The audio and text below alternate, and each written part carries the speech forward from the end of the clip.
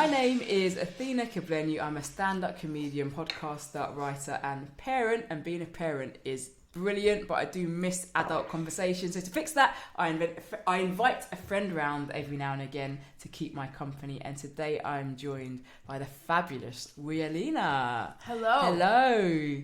And you're holding my child. I do. I have arms full of baby and a mouth full of plantain, and I'm so happy right now. Heavenly. Sounds heavenly. You do all the talking. I'm just going to sit here and enjoy. This is not what people listen to the podcast for. To listen to me moaning about white supremacy. They're sick of it. They're sick of it. Are they? Oh, well, then that's not going to help, because I can join right in with that. I'm sick of it. I'm sick of moaning about the Home Office. I'm sick of moaning about the government. That's not me, by the way. That's the baby. I can wait till he farts, and then you'll have to be really apologetic. It's so annoying. He farts when I'm on Zoom, and I'm like, and I never know whether to apologise for it because they didn't hear it, or because they heard it, or maybe they didn't hear it, and I don't need to say anything. And they think it's you. All right, he's going to be with us throughout the whole podcast. First of all, how are you? You know, all things considered, I'm all right. How did you occupy yourself during the lockdown? Well, I have kids as well, so there was a lot of kid time. You know, and then at night, shut the door, do a quick Zoom gig and whatever, and some writing. But because of how much we travel for a living and everything else, and because of the years that I haven't been able to put my kids to bed, I just focused on that, and it was wonderful. I loved it, you know, wearing the same clothes 5 days in a row, and they still don't need a wash because you haven't gone anywhere, and cooking proper food for the children instead of heating something up or going, help yourself from whatever you can make in the fridge, and they're having sort of ketchup pickle dinners. And so it was just, I found it really, for me, it was a really healthy time of just spending time with the family and relaxing and, like, you know, exercising when you can, walks, and when the weather was nice. Remember when the weather was nice last summer? I remember when it was nice. I remember really enjoying lockdown and thinking, guys, this is great. You know, like, it's like I was pregnant, so I was drinking my alcohol-free beers in the garden, and my daughter was running around. It was hot. I was eating chalk ice after chalk ice, because when you're pregnant, you can do that. Yes, you can. By the way, you can do that if you're not pregnant. I don't want to food shame anyone. Eat 20 chalk ices if that's your good, thing. that happened. I mean, well, I would go to the park and exercise purely for the ice cream. Right. You know, but it doesn't matter what your motivations are.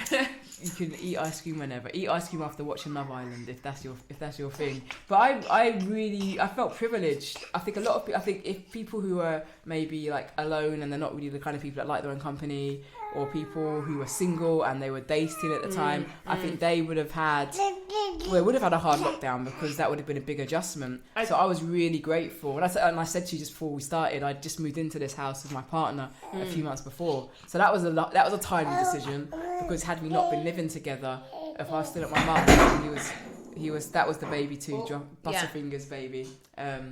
We dropped the maraca. We're gonna go with the keys now. Yeah, he's still got a toy left, still standing. One toy left. So that was a really timely decision to do that. So I enjoyed lockdown, you know, hanging out with, and my kids are preschool kids, so it's just. Do you know what? I looked at everyone who had primary school kids, or any kids that can't read. You know, where they had, or even primary school, you had to really do the teaching, because it wasn't enough. My kids are a bit older; they're all in secondary school, so you were able to give them something, go read this, and then answer the questions off the back of reading it.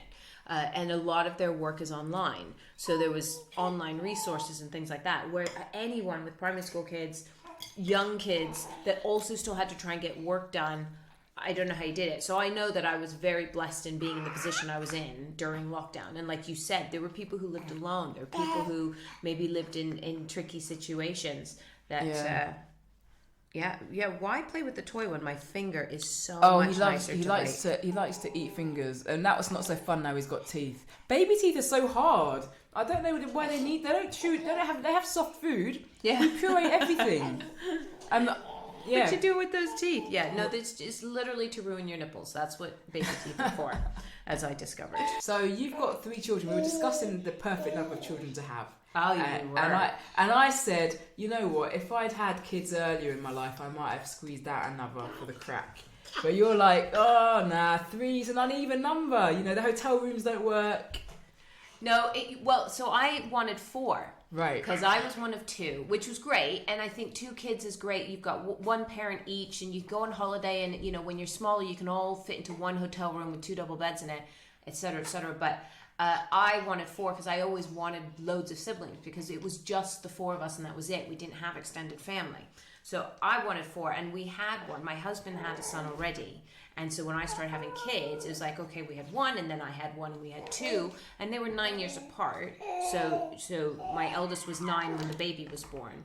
And then I had another one and it was still like having 3. But then by the time, and this is what I didn't calculate, so I had my 3rd going, yay, now we have 4. But by the time the youngest was old enough to sort of interact and play, the oldest was a teenager. Yeah. And so it was actually like having 3. But I remember so clearly giving birth to the 3rd one, going, oh, I can't do this again. Oh, thank goodness I don't have to do this again. I'm done. And I was done because I had 3 under 4s because I just went boom, boom, boom and just shot them out. And I thought, I couldn't do a 4th of my own. Sometimes I kind of wish I had, but just in case, because I only have 1 girl, 3 boys, 1 girl, and I only wanted girls. My boys are great, but I only wanted girls. And so sometimes I go, oh, if I had that 4th, would it have been that extra girl I wanted? But it would have been another boy. It's always the way. Well, this is it. It would have been another boy. If I had one, it would have been a boy. But now that I didn't have one, it would have been a girl. Which is a logic that only makes sense to mothers. I didn't really think, when I got pregnant the first time, I didn't really think too much about the gender. But when I went for my sex scan or whatever, and they said it was a girl, I went, yes! I was like, yeah, that's what we need, more girls in the world. Do you think that people are born with their personalities? Oh, a huge amount. Yes. Yeah. Oh, definitely. Definitely. Because also, I could tell different things from the kids. My daughter towards those last couple months, her feet got wedged under my rib and she would just kick and she bruised my ribs because she was stuck under there kicking against this one rib and it was painful for the last sort of 4 weeks of pregnancy. And then she came out and of course she's a baby, can't walk or anything, but then she gets to being a toddler and she wants to jump. And I watched her just learn to jump she'd stand in the mirror in my bedroom and just try and jump and eventually she did it when she was just under 2. And it was exactly the same. It was so mirrored to what she did in utero. And the youngest has ADHD and that kid did somersaults until room wouldn't let him. Yeah. So I definitely think it's incredible. So like my daughter's really stubborn. And she's been stubborn since the day she was born. She was really late. She didn't want to come out. And when she came out, she looked... I'll show you a picture of her when she was born. She looks furious. She was just like, what is going on? Did I not tell you I was busy? Like, she just was like... It was really scary at the beginning because she didn't really cry. She didn't cry. It was silent. I was like, what's wrong with her? They're like, nothing's wrong with her. She's just really angry to be born. Yeah. And she's been stubborn ever since. You can't... Although she's very kind and you can... if you ask her to do something, she'll do it. But she's stubborn and she her favourite thing is, I'll do it. I'll do it myself. I'll put on my socks. I'll put on my jumper. I love it. And then she spends 20 minutes trying to put on her jumper or whatever. So she was born that way. And now we're like, this is what we're going to put up with. He is super chill. He was like a mole when he was born. He didn't open his eyes for 2 weeks. He was like, really? Yeah, he just was like Stevie Wonder. He was just like, and he was really chill. Just feed me, pick me up when I'm be picked up. Put me down for a nap when I'm tired. Let me put anything I want in my mouth, and he's fine. And so they're not opposites, but they're different. But it's weird how innate it is. We haven't done anything to encourage this behaviour. It's like we have to work around them. And I wasn't expecting that for children. I was like, I'm going to train them. I'm going to do this. They're going to be polite. They're going to be well mannered. No. They come out how they come out. Yeah. No. Definitely. My 12-year-old still doesn't have the instinct to apologize when he's done something wrong. Like the other 2, I'll stand there and I'll sort of look at he'll do something and go, well, and he'll just look at you like, what? I'm like, well, he's like, what? I'm like, sorry, Mum. He's like, oh, right, yeah, sorry, Mum. Still, 12 years in, doesn't think, the other 2 totally get, it's funny, isn't it? Because you think, how can I teach them? You think, maybe this is it. Maybe it's just there's some things that kids will learn and pick up, and some things that they won't.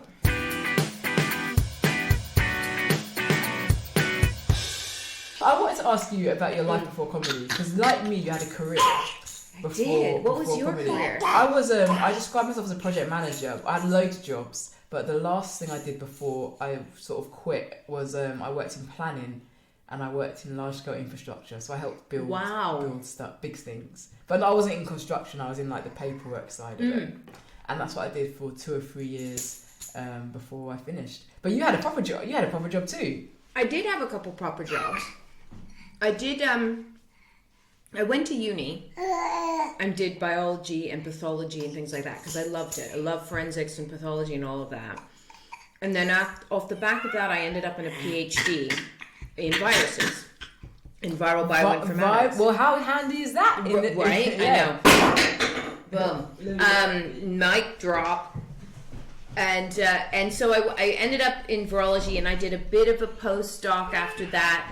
But I had quite a successful PhD and had written some papers and, got to travel and all the rest of it, which was amazing. But by the time I'd finished doing the PhD, I was also pretty much a full-time professional comedian. So I had a choice. And the choice between 10 hours a day in the lab and 20 minutes at night on stage, for me, was a no-brainer. And I went into comedy. But then I had a baby, got bored at home with baby. I just felt like my brain was melting. Like, I love my daughter, but at 10 months, she did not hold good conversation. And so I went back to school, did a master's in forensics, and then ended up getting a job for the Serious Fraud Office, working in IT forensics. And I ended up there for 3 years. And in between there, I think I had another kid. Must have been at the end of the master's. I definitely had 2 kids going into the Serious Fraud Office and 3 kids coming out. So I popped out a few more kids. My second one wasn't planned. So my first one was planned, and my third one was planned, but the second one was like, woohoo, surprise, and that was the boy. That was the boy that was like, I didn't want a boy, but then it was my fault for not planning it, right? Right, but and that's the universe saying you're getting a boy. Well, the universe was saying, this baby's going to be born whether you like it or not, because I had that contraception thing in your arm. Yeah, I'm scared of that. That's why I'm still on the pill, because I feel like I'm taking something. It's going into my bloodstream. The arm one is progesterone only, and I think that I'm too fertile for progesterone only, because it doesn't stop you ovulating. It just kind of bungs things up a bit. Yeah. Yeah, doesn't it? Isn't that? I know, silly mummy, silly me. He's like, yeah, another boy in the world. You can't stop us. No. You can't stop the patriarchy. So that one was meant to be, and then off the back of that, because of the timing between the first and the second one, I decided to have the third one at a similar. Okay, so Serious Fraud Office. Can you talk about your work for the Serious Fraud Office? Serious Fraud Office is a law enforcement department, it's civil service and law enforcement. What? It sounds like you're choking, but there's nothing in your mouth. That's his noise. That's your noise. That's his pony noise. Yeah. Here, take your feet and push against the table. Yeah, that's it. Get them legs working. There we go. Let's do that. Some exercise. So, so they deal with complex fraud. So, anything that involves, for example, multiple countries or high amounts of really high amounts of money that the police might not have, because all police departments have fraud investigation departments. City of London specifically has another fraud investigation department that works very closely with the SFO. And so I was in the IT forensics department. So whenever we'd go and search someone's house, we would take all they would go in and take all the paper evidence, and we would go in and take all the electronic evidence. Wow. Mobile phones, computers, that kind of thing. And did you enjoy working there?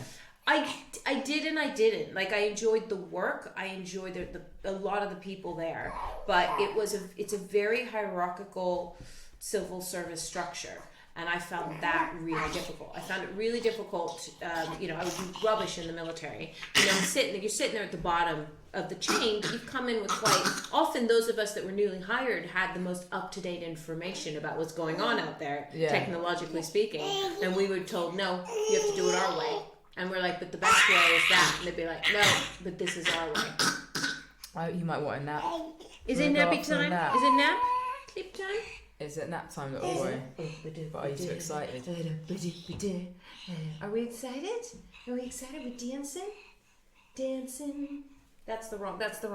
Dancing queen? You dancing queen? He's a dancing queen. You be whatever you want. He's got all of his sister's old clothes, so he's got things that say little princess. Are you a little princess? Yeah, you are. You be a princess. You own that. And he's so gentle as well. It's it's actually more suited to him than it was. You say this as he's grabbing my face. That's he's true, so gentle. But my daughter was.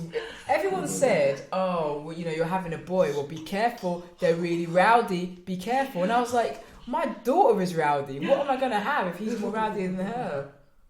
You know what? Having an older girl, though, really shapes the boys. I think it's great. I always wanted an older brother so I could date his friends. But actually, now that I'm the mom, I'm like, no. Older girl is great. But she sometimes is too capable. So she is so good at, being the second mom in the house. Yeah. That the boys end up getting away with not doing as much. I think my daughter's going to be like that, so I'm going to be careful to make sure this little boy is in the kitchen too. He can do laundry, make his bed, things like that. You take care of yourself. That's right. That's our job. It's our job now to raise good men. Yeah, we have to. Really it starts important. in the home. It starts in the home. It really does. We can't, and to make sure that we're critical thinkers, so we can understand the way they're being unduly influenced by the world. Yeah, he likes cheeks. He likes cheeks, beards, and earrings. So you've done very well to not wear any jewelry today, because that would have. Oh, and I just shaved my beard, so that's good. So that would have gone. So do you civil service? I used to work in the civil service. Oh, did you? It's awful. The hierarchy is awful, and the amount of people that are there, and they're paid a lot of money to not do a lot of work. And I couldn't deal with that. You would not believe the way these places are run, and not even the civil service. I worked in local government for years as well, and just like there's a lot of people out there on huge salaries, and their job is really to get away with not doing anything. It's actually extraordinary how accurate that statement is.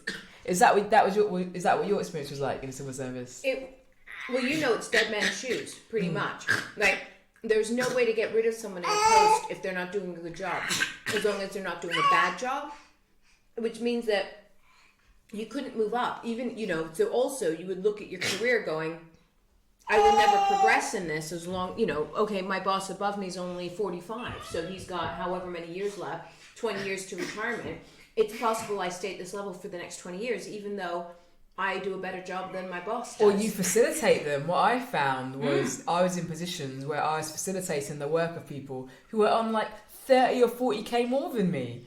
And it was like, if I wasn't here, none of this would work. And yet I'm not being remunerated in according to my contributions. Yeah. And like you said, they're not people live till 80 these days, so they're not going anywhere for a very long time.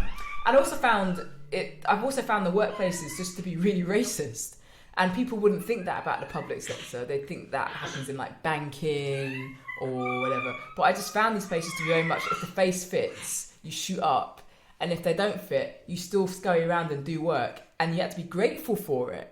That was my experience. No, I can see that. I can see that happening in those institutions, because also there's not a lot of oversight in civil service. Not that I suppose there is an oversight in banking, but in private sector, where the aim is make this company money.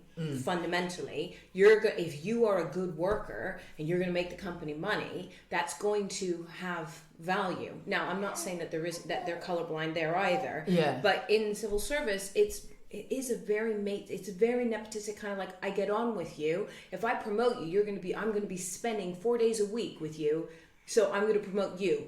Yeah. Because you and I look the same, or are the same, or similar. And that's also what I found, is that I found that at the top end, it was very samey what was going on, and a lot of and there's just nothing you can do about it at the bottom. I mean, at one point they decided to renovate the entire SFO, so they called in contractors and all the rest of it.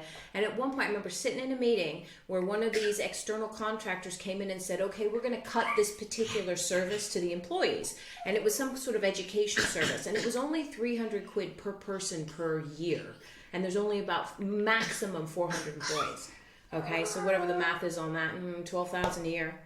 This contractor was costing us £1,000 a day. Yeah. And I went, so 2 weeks of you not working, and we could keep our education supplement. But you've come in at a rate of £1,000 a day to tell us this is where to save money. That is such a common story in the public sector. I've had jobs where I realised that if I didn't go in every day for a month, 6 months, a year, the service would be fine. Do you know what I mean? Like, they'd created these posts. I'm just moving this gospel. They created these jobs, and of which I benefited from, obviously. But I was like, why does this job exist? Because I swear to God, if I didn't turn up for work, bins would still get emptied, parking would still get enforced, schools would still operate, I would still operate. Like, what am I doing? And that was that thought process was a big part of me wanting to get into comedy and to do something slightly just do something where at the end of the day I could go to sleep and be like, oh, this is worthwhile. It felt like stealing. It felt like stealing from the public. That's what it felt like. It is, though.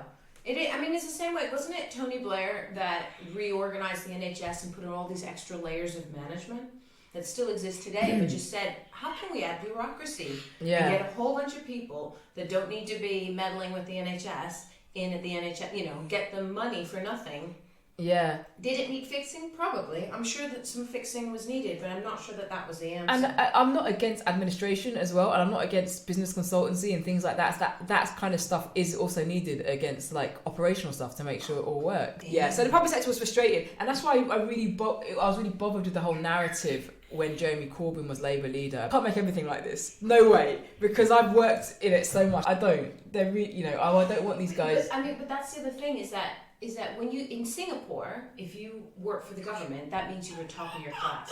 Like the government comes in and goes, we get first pick of the best people. And they pay well, and they have pensions, and they reward them. Same in Luxembourg. If you see a BMW, they were telling me, oh, it's probably a teacher. And I went, what? And they went, yeah, it's good to be a teacher in Luxembourg, but you got to earn it. Everything's upside down here. It's like to serve the public here. You're absolutely right. You should, like police officers. You don't need GCSEs to become a police officer. It's insane. No, you need to have a certain amount of. It's a street smarts, isn't it? Yeah, You don't have to be academic per se, but it's the same with everything. Is that we seem to think, oh, because it's public money, we can't spend too much money on it. I'm going, no.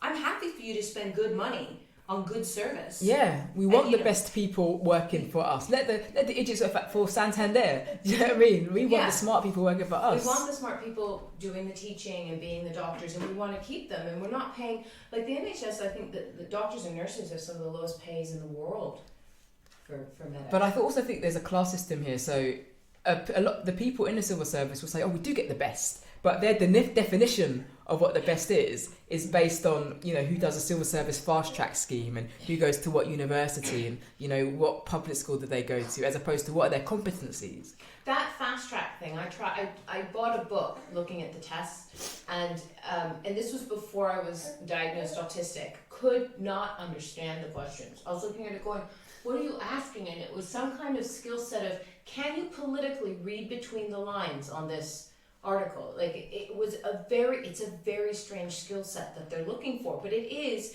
essentially, how can you take this piece of information and then twist it into what we want it to sound like? Yeah. And I went, that's what you're looking for? That I am not your girl. I'll give me facts and I'll help people understand facts, but don't give me facts and go, how can we make this fit our narrative? What I didn't like in the final few years of me working in the public sector, I actually ended up working for a private company that was contracted by the public sector, but what I didn't like was the fact that we never did anything because it was the right thing to do. We did something because it protected the government's reputation. Okay, so at that point I was building roads, or I was I was part of a massive system that was building roads, and this is the kind of thing that transforms places. It creates jobs, it creates housing, it creates opportunities. It also ruins the environment. It does really positive things and really negative things. And you've got to be really careful how you do these things.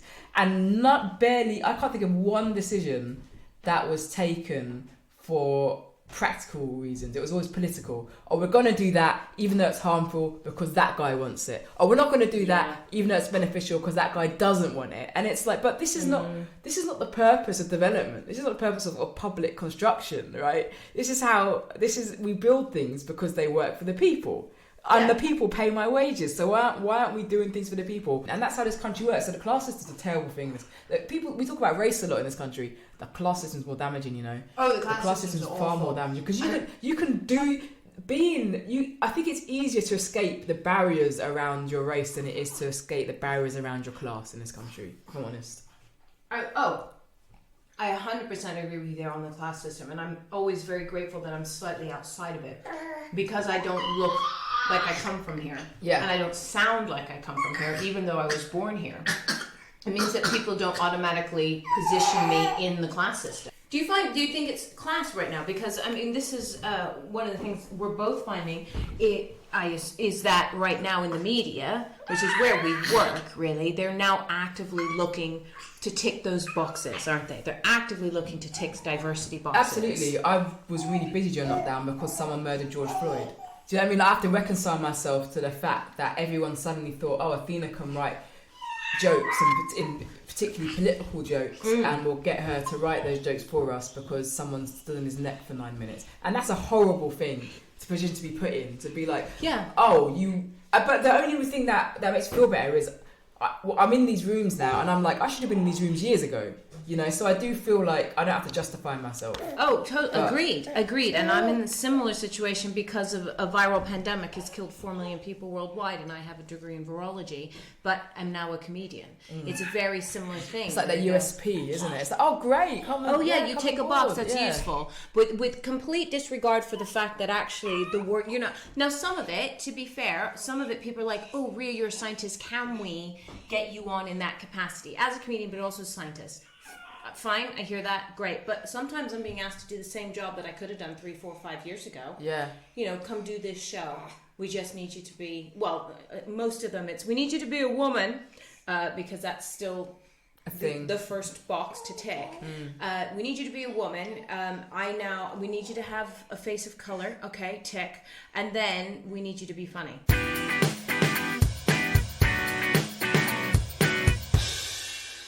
Where's your family from? Well, so my mother was an American. She's now Dutch. My father's German. He's also now Dutch. My sister is German-American from my parents' original nationalities. My parents live in Holland because they're Dutch. I grew up a little bit in California, England, and Holland. Came back for uni because it was free for me because I'm British. So it's that my mother's Filipino, my father is white, but white German, but not that kind of German. And I looked into it, especially when it became, I've always known that my grandfather worked for a medic team on the Eastern Front, and I was always very secure in knowing that while everyone else is going, the Germans were this, the Germans were that, like, first of all, not all Germans. The army was very different to the Nazi army. They were two different groups, but also that my family in particular, he was the sort of second in command to a doctor, and so he wasn't himself medically trained, but he would often have to help in the operations, or if they had to suddenly move because the front was coming close to their medical station, he'd help pack it up and move them. So, and they would help everybody. They would help the Russians, they would help Ukrainians, they would help everyone. Sorry, it's interesting because the story of resistance in Germany isn't one that's always told, but there's always resistance, and we need to actually take solace in that, because I think people, when they say we're becoming a fascist country, are really, really extreme. I think it's a bit too early to say that, but I think we should definitely say that there are negative things happening now, and we have to resist that in whatever way we can. And if there was resistance in Nazi Germany, there's going to be, we should be able to resist stuff here, bearing in mind we still have a lot of our freedoms. Yeah, well, I think what's happening here is that what we're seeing and realizing, and this is, people only live one lifetime. And as much as you can read and educate yourself about what happened in the past, your own experiences inform you, and we can only be experienced by one lifetime. So what we're seeing is human nature resurface over and over and over again. And a lot of human nature is to protect the self, to protect what's familiar, to be, to fear other. And I think that at a basic level, especially in a lack of education, that's what you get. And I'm not saying that everybody that feels this way is uneducated, but they can go hand in hand. And certainly in a dearth of education about these sorts of things, you're going to see human nature triumph over rational education. Of course you are.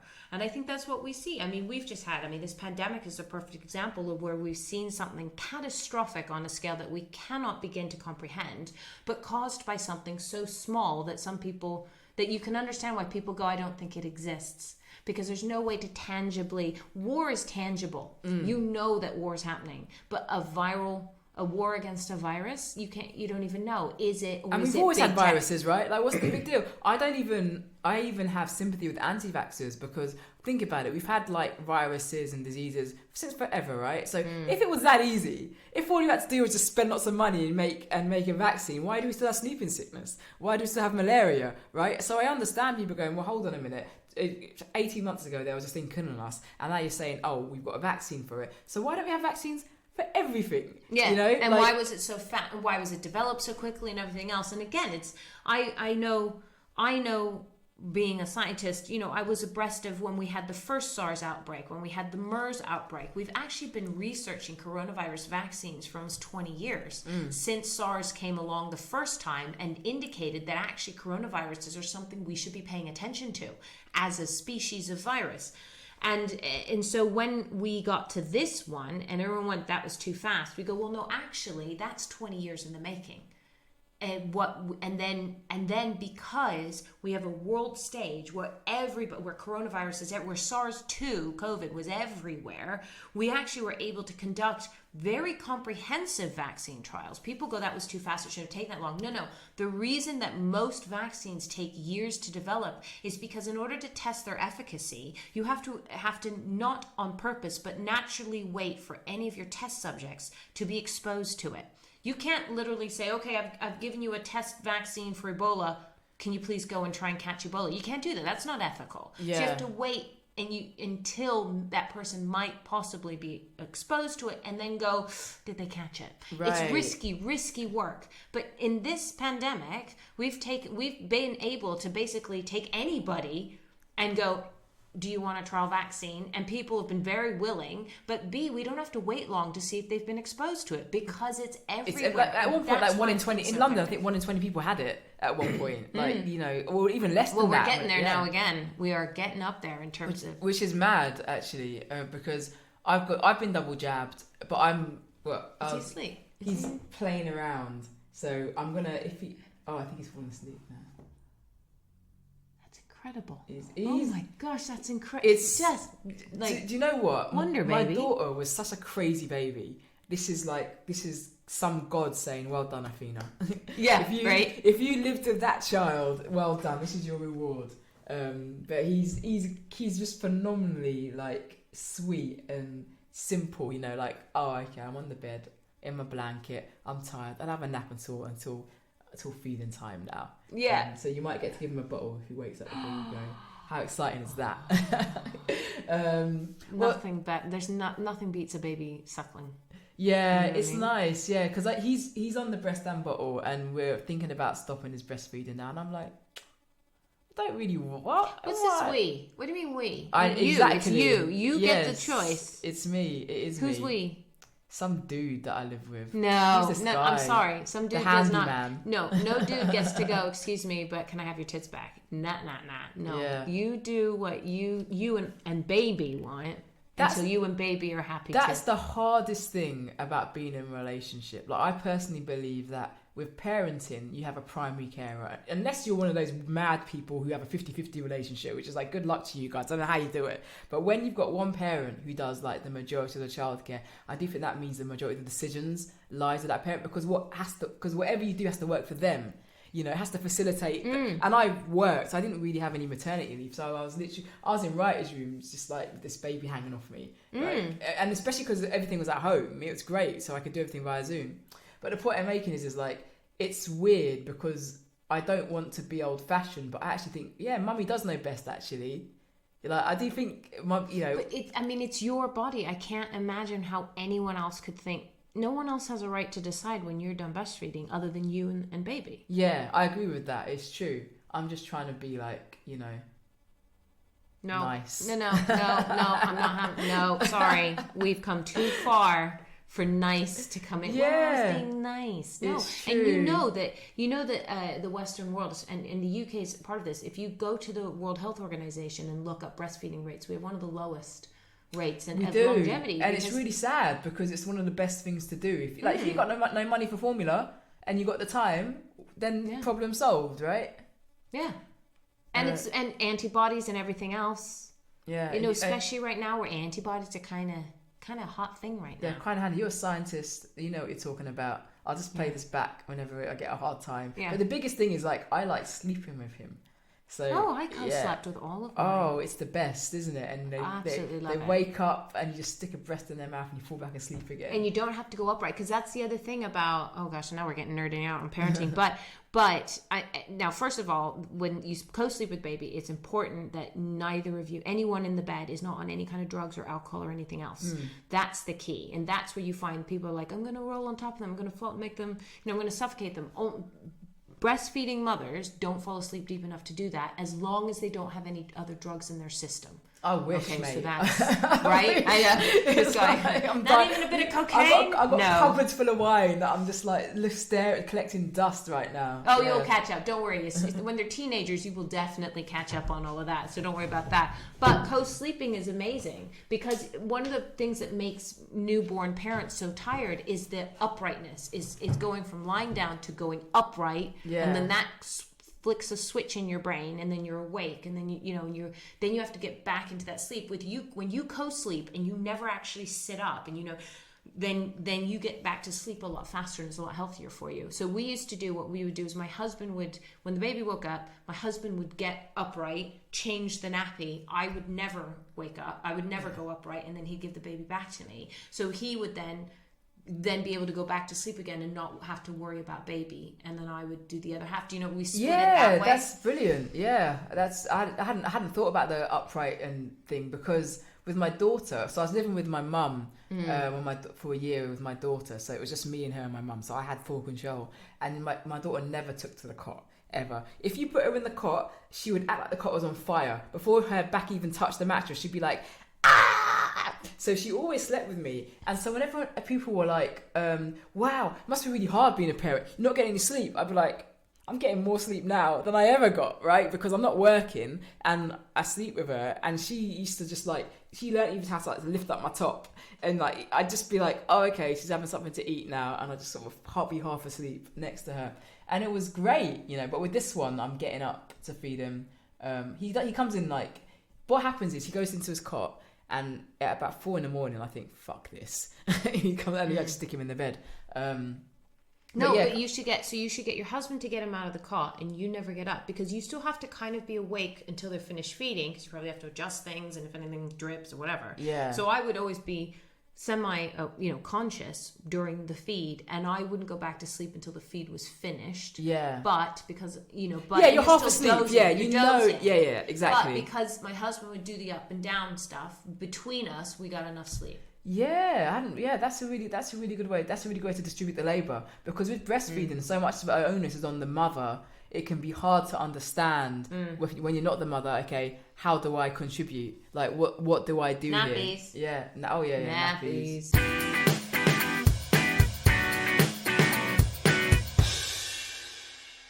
How were you brought up culturally? Were you British, Filipino, German? No, we weren't. We were always other. Yeah. So we very much were other. So my early childhood was in California, where I didn't feel that we stuck out that much, because Filipinos in California everywhere. My parents were mixed, but then again, there were mixed, that again was quite common at that point, mixed parents. So it wasn't again that we were the only ones. Then we moved back to England, where we were the American family, because we all just come from America. I spoke with an American accent. My father's German, but he's just my dad. So he doesn't have a strong German accent. He's a very mild German accent. So I think we were the American family, but I was definitely the brown girl. I was, there's only me and Cherry Brown. She was the black girl in the school, and me. And that was it in the whole village school. Then we moved to the Netherlands, where everybody was different. But then you had, so after identifying as the American family in the UK, because we'd come from California, we then moved to the Netherlands, and I went to an American school where there were actual American families, because then suddenly at the American school, where both parents were American and their companies would fly them back and forth to Texas every Christmas and summer, we were the European family, because my dad was German. Yeah. And my mom was American, but like she'd lived abroad, so she wasn't culturally a soccer mom or anything. She was already someone who'd lived in England before, because I was born there, and was, you know, and had lived in New York and everything else, and had married a German. So then we were the outsiders again, because we were Europeans, because in the Netherlands there was an American school, there was a British school, there was a German school, there's an international school, there's all the local Dutch schools. So the Americans were the in crowd. They're the ones that maintained the American high school structures and social networks and everything else, because they're like, we get how this works. They made up just over 50% of the school population, and then 40 odd percent was everybody else from all the different countries in the world. All their parents are moving every couple of years, so they're keeping their kids in an American education to keep it consistent, but from all over the place. And then the lowest rung of that ladder is anyone who could otherwise have gone to a local school. Yeah. And it's like, why are you in our school? Why aren't you just going to the Dutch school? Because your dad's German. And you go, because I don't speak Dutch. And they're like, yeah, but you can learn.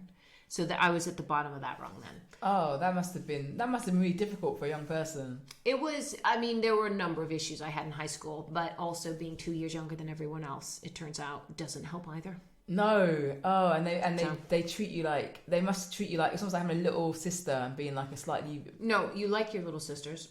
I was the one that you just sort of never invited anywhere. Oh, that's quite lonely. What did your parents do for jobs? Is that why they necessitate the travel? My mom was a computer programmer, and my father works in logistics, but it was my father's job that moved us, because his job in California was going to move to North Carolina. Both of my parents said, we don't want to live in North Carolina. And then he had a job offer. The original job he was doing back in England when I was born opened up again. So he went to work for that company again. And then within that company got promoted to a head of European logistics. So we moved to the continent so he could he could do his thing. Do you think about your childhood and the way you raise your children? So do you think, oh, I'm going to do things differently because of that? Mostly the same. Mostly doing things the same, which is, I'm Asian, so that means high expectations, lots of activities. You will be skilled. You will perform. You will do well. All of that. The only difference was my mother is also most likely on the spectrum, not diagnosed, but very likely where I got her from. And she wasn't very good at praise and at showing love. She was good at showing expectation. So she would, if you came in with an A, she'd be like, well, I expect you to get an A. So why would I say, well done, you got an A? Just be like, good, okay, let's go set the table. And so that's the one thing I want to do differently with my kids is go, yes. And also the other problem is in the British system, in an American system, 90% above is an A, 80 to 90 is a B, 70 to 80. And it's very, very straightforward and prescribed. We don't do curves. We don't do grading on a curve. And whereas in the UK, 70% is good. Yeah. And I was like, 70%? That's a C. And they're like, no, it's really good if you got about 70%. And then curve everything so that whoever got the 70 got the A and everyone else was below that. I don't agree with that at all. And so I've had to adjust I've had to adjust for that, because of course my kids will come home with 65% or even sometimes 50% and go, no, this was one of the highest grades in the class. And I have to go, okay, well then, well done. See, what you've just hit the nail on something that's really important to me. There's a lot of discussion, or there was recently a bit of discussion about white working class kids and their performance in schools compared to children of immigrants or second generation immigrants. And what people have to realize is that our parents come from different educational expectations. So I went to a school that was mixed, but it was majority white. Okay, when my white friends went home with a B or a C or a D, that was fine. If I brought a B or a C home, that wasn't fine. So a lot of it is to do with having experienced a different educational structure and different educational expectations, and we don't work within what British schools expect of us. Actually, we work to higher expectations, which are basically what our parents expect of us. And I think, conservatives and other people will say, this is evidence that, the fact that there's white working class disparity in education, that's evidence of too much concentration on Black Lives Matter and too much this on black people and too much this on Asian people. It's none of that. Actually, it's just our parents going, don't you dare show me a B. Don't you dare come home with that. We come from a different expectations. And I think it's almost like, you know something, you could learn from us. That you could actually learn from us in terms of how I was educated at home, but I went to school. How does it make any sense? How can I be home educated and school educated at the same time? But I went home and I was allowed, I still remember my schedule, get home from school, and between 3:30 and 6, that was our time. Snacks, dinner, watch cartoons. Between 6 and 9, study time. We had our own textbooks, we had our own exercise books, and we were given them exercises to do. And my dad, when he was around, would mark them. If it wasn't him, my brother would do it. But what was it, like English and math again? Yeah, it was English, math, science and stuff. Sometimes it would be creative stuff, so we'd have to write our own stories. But it was, and you go to the bloody, you go Waterstones, you can buy these books. You just buy, they're just normal site, and we'd work through the exercises, and some of them we couldn't do. We'd need a Bunsen burner and so whatever. But we would do that, and we did that until I think we stopped, we did that until 13, 14 maybe. So from primary school up until my 13, 14 years of age, we were, it was rigid too. 6 to 9 every evening, doing extra work on top of your schoolwork was mad. But at the same time, on Saturdays, we'd be kicked out of the house and we weren't expected back in. So we had that balance of... Well, it's balanced, because all of my kids had, I would always give them stuff, primary school, extra stuff. Yeah. Especially over the summer. How can you spend 6 weeks not refreshing your skills? I remember going on holiday. It was on the first holidays we went on with my mum, and my dad took our textbooks to the airport. You didn't pack these. You got to put your textbooks and your books in your bags. And it was unthinkable that we would go that long without any kind of study. No, mine have always had something, and I think this summer, if anyone knows anyone, I'm looking for a tutor for the 12-year-old, because I want someone to go over a lot of the material from this year, because this year's been an absolute shit show for kids. And my daughter just finished, quote, air quote, GCSEs, whatever it is that she will carry with her for life. I mean, and actually, they did do quite a lot of it. Like, I don't feel too worried. I know that they did not get tested on all the material and that a lot of the GCSEs got shaved down, but I feel overall she's had some, there's skills that you need. Obviously... at GCSE level, if you're going to continue in science, you need that base in science. If you're going to continue in math, you need that base in math. With history, it's how many different things can we learn? And then if you want to continue in it, then there's how do you write these essays and how do you represent source material and so on and so forth. But I feel like she got the skills, like how do you write a good history essay, even if she didn't study as many different eras or as many different topics, which is always going to be the shame of it. But it's the skills that come out of it. I mean, most of us aren't using the knowledge from our GCSEs. We're using the skills that we've built upon since then. And I feel that she got those. So, for that, I'm grateful. But my son's about to start GCSEs, and how is he going to find those if they expect them in 2 years' time to do full GCSEs as they were pre-pandemic without the year 8 and 9 base that he should have had, because they've missed out on at least a third of their education, some people more than that. And this is when things start to get more complex. You learn the periodic table.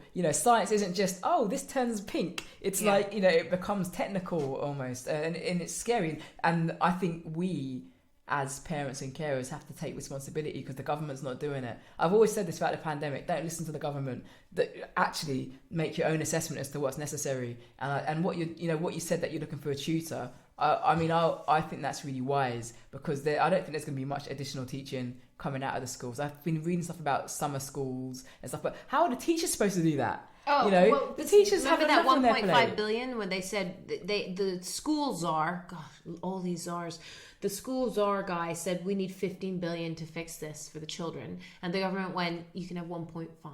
It's insane. And it's for tutoring hours, but only for some children, only for the really disadvantaged. Those that can afford to pay for it need to pay for their own tutors, but everyone else can. But I worked out, so they talked about how many hours and everything. 10 quid an hour is what the government has allocated. Do you know a good tutor for 10 quid an hour? I don't know any good tutors for 10 quid an hour. I can't get a babysitter for that. Right. That's for a baby. And now they're going to hand this out. And it's going to end, and then that's going to end up in the teachers' pockets, when really the teachers don't need to be tutoring. The teachers need to be doing their teaching and whatever. And they've already got a full-time schedule.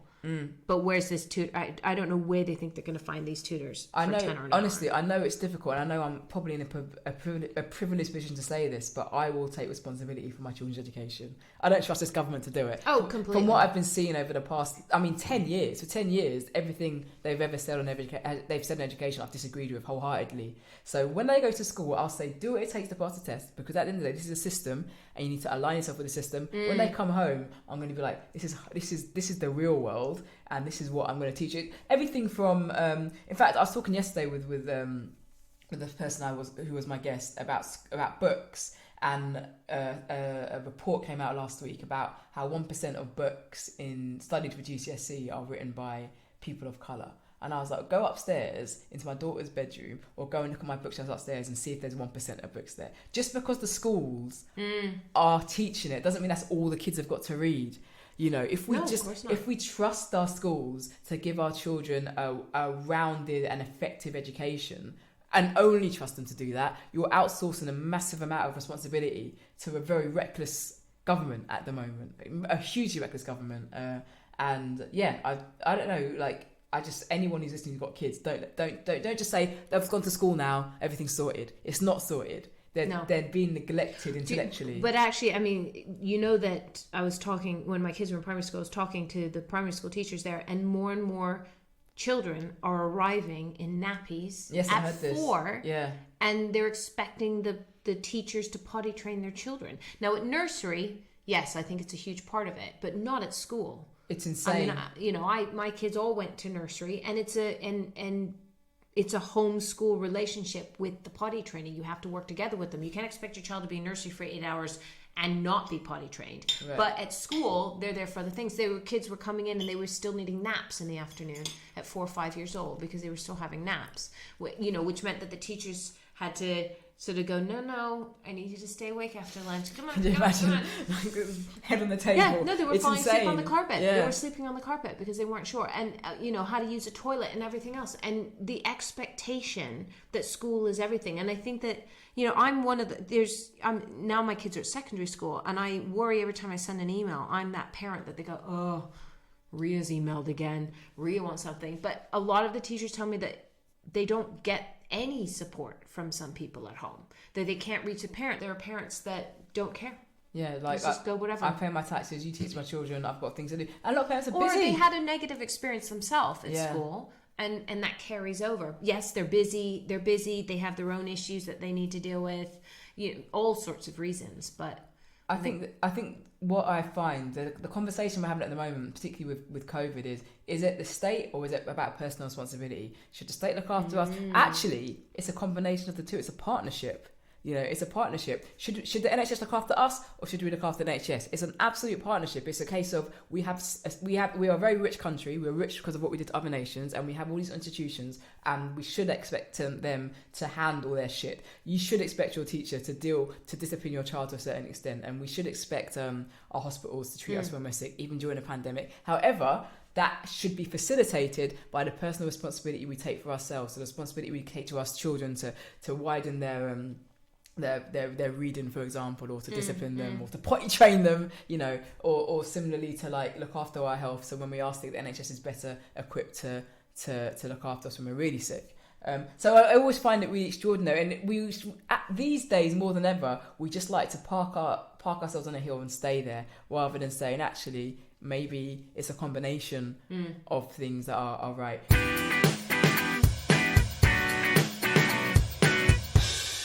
And we've been recording for ages. I think we need to wrap it up, otherwise I'll be editing for ages. Although I could talk to you for there's so hour. Much stuff that we can keep going on this. I agree with you on the partnership, but also I feel like it's the responsibility of those of us that can help to make sure that we can help those that can't. And I know that's a very lefty socialist position to be in, but there's a lot of I know a lot of libertarians that believe that the state needs to back off. And libertarians, I find that they tend to be successful in their chosen careers. They've bought their houses, maybe their kids are in private school and the rest of it. And I go, I get that. I get why you want the state to back off. But I think that there are people who do need the state. And I think that there are situations where the state is needed. And then, as you said, it's the job of the people. There must be some wiggle room, but It's from each according to ability, yeah, to each according that's to their communism. needs, right? That's communism. But as a concept, that's not too far away from what you just said. It's like some people need assistance, some don't. So let the people who need the assistance have it, and let the slack that is created to give them that assistance comes from the independent people who don't need it. That's the welfare state, isn't it? It is, but then nutshell. that's where you get. But that's exactly what people object to: is why, if I'm doing well and I'm paying for my own kids to go to school, I'm paying, for private health care, I'm sorting myself out. Why should I then pay up to 50% of what I earn to the state to take care of other people who haven't sorted their own shit out? And that is exactly that's the argument. And the counter argument to that is because it's like, we can't all be like you. We need lots of different kinds of people to make society work. We need people right at the top to run British Petroleum, probably. We need that. We need people. I don't like the top-down analogy because it implies people on the bottom are lesser, but I'll stick with it for now. And we need people right at the bottom to ride bikes and deliver us our Wagamamas. The person who rides a bike around to deliver your Wagamamas is not going to put their child into private school. No. Okay, they are not going to be able to afford to. The person who does that is not going to be able to have private health insurance or something. So if you want these low-paid jobs to exist, okay, and if you want people to exist and earn a living and live a happy life while servicing you, you will have to subsidise the things they can't afford to pay for. That's the argument. I think that's one of the really interesting things about this pandemic, and I've said it a few times already on various platforms, is that what we've really truly learned is who we actually need to run this country. Who do we need? Well, obviously we need all of the healthcare workers, we need all of the bus drivers, train drivers, we need everyone who works in a supermarket. We need cleaners. This has been for the age of the cleaner in terms of people who know how to keep things sanitized. People that we don't tend to see, we don't tend to respect. We don't tend to think deserve to be treated with respect. Getting on a bus. In where I grew up in Holland, you say hello and goodbye to the bus driver. Yeah, that is part of it. Is you go thank you as you get off the bus, and that I see that sometimes here, and that the driver, the urge to do it is very strong. When I do, I'm not on buses very much, but when I do, I just want to thank you. Oh, people do that though. I see it. They do. I see it too. And if the bus is empty and I know it'll be heard or seen, I'll definitely do it. I'll be like thank you. When the bus is empty, maybe on a night bus, not so much. But that's what we've learned. We've learned and what I found really interesting about the pandemic is we furloughed people in the middle. Furlough really ended up supporting the people in the middle who do the jobs. Now, obviously, all jobs are necessary, but I felt like, so the people again, same sort of analogy, and I'm not bottom as in, let's say the bottom of the pay scale. Yes. Because what we learned is that some of those people at the bottom of the pay scale are the most necessary people. Yeah. As we've just discussed. And then the people who got furloughed and got to stay home on a minimum of 80% of their wage. And furlough meant you do not work.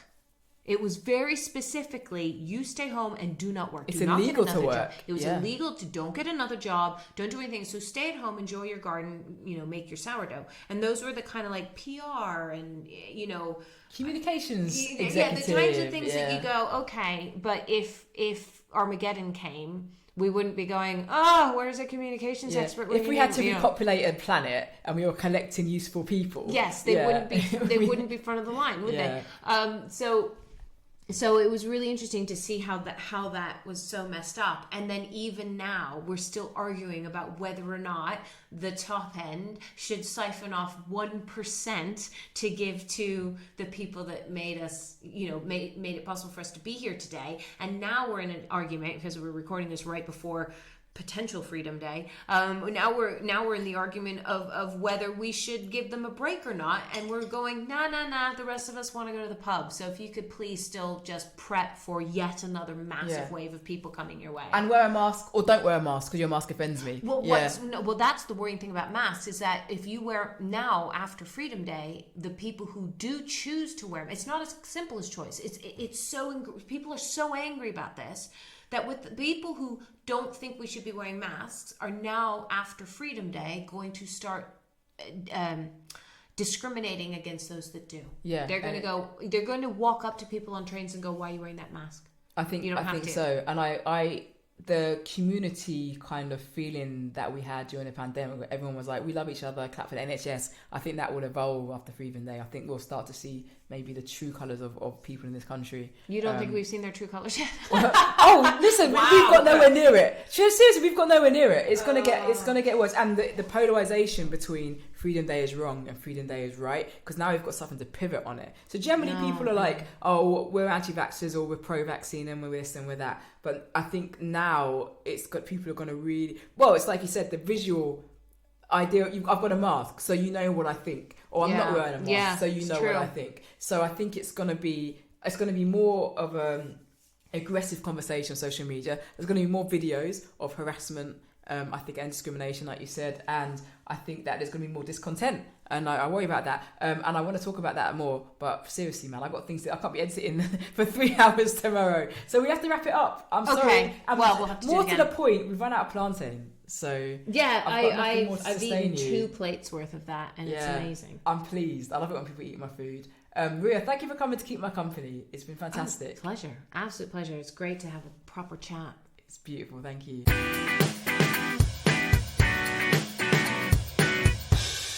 That was the fantastic Ria Lina. Thank you, Ria, for coming all the way to my house to chat with me. And you might be my favourite guest because you nyammed 2 plates of plantain. 2 full plates of plantain, man. That's good form. That's very polite of you to do that. So yeah, appreciate that, love. Ria is a superstar in the making. Actually, no, she's a superstar already. So if you want to keep up to date with what she's up to in the comedy world, you can follow her on Twitter and Instagram, and her handles are just her name, Ria Lina. I've been Athena Kablenyu. You know what to do. If you like this podcast, share it, like it, do whatever your podcasting platform allows you to do to show it some love. If you'd like to do that, I appreciate you just getting to the end of another episode. I really appreciate it. Thank you so much, and we'll catch up next time.